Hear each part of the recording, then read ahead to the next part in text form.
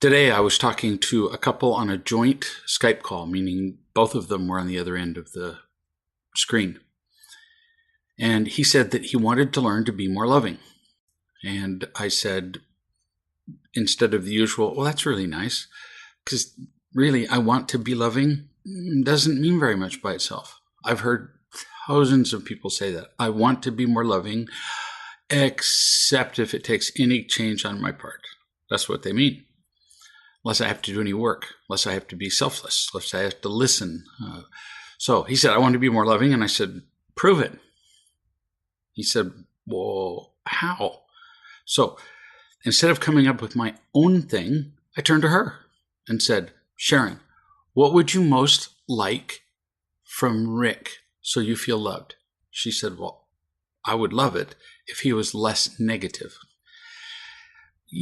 I get that. And it's too vague. Less negative. What does that mean? It's not concrete. How do you judge it? People can't deal with just less negative or more supportive or more kind or more affectionate. Too vague, and it just, as I said in a recent chat, hangs above your head like an ever-present sword. So I said, you mean, would an example be like less critical? She said, well, yeah. So can you give me an example? So she described how earlier in that day, the two of them had been texting. And she had forgotten an appointment or something and concluded the text conversation a little abruptly. That's really common in texting. You're texting somebody and they say, oh, oops, forgot something, I've got to go. Just, welcome to the electronic world. And when she said, I have to go, his answer was, we all have our priorities. And I looked at him and he went, what? I said, there are certain things that just simply cannot be said in a positive way. You cannot be talking to your partner or be referring to her and use, for example, the words stupid and ugly in a positive way. I've just been thinking, and it's just charming how stupid you are. Or ugly, how sweet it is for me to live with you. There's some things you can't say. It doesn't matter if you play these words to the melody of Ode to Joy by Beethoven, it still comes across badly. We all have our priorities. No way to say that nicely.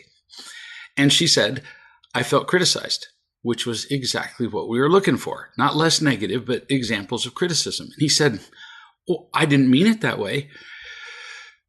Everybody listening has done this. We'll say something critical and negative, then we'll realize, sometimes just unconsciously, oh, shoot, I've been caught. That was critical. And then we go, oh, I was just joking. That's a favorite. I didn't mean it that way. I hear that one all the time. Oh, so you didn't mean to say stupid and ugly. You meant it in the positive way. Yeah, well, see, there isn't one. So I said to him, imagine that I'm trying to arrange a call with you. And you respond that you can't make a call at 3:00 because you have an important business meeting. And I say, well, we all have our priorities. Yeah, true, we do. But we also have our own skin and hair and preferences and thoughts. It's obvious, and it's completely unnecessary to state the obvious. And when we do, it's very often a way of slamming people. So there's really no way that we can talk about that. About we all have our priorities. What it really means is you have misplaced priorities that put me behind everything else. That's called a euphemism, which means making a bad thing sound good. And another example of euphemism is, somebody bobbles a ball in the infield playing baseball. They drop it, they get an error, the guy gets to first base, and one of his teammates turns to him and goes, really nice catch. Well, the words are really nice catch, just like you said, well, we have our priorities, true, but it's snotty. And the baseball player knows it, and so do you.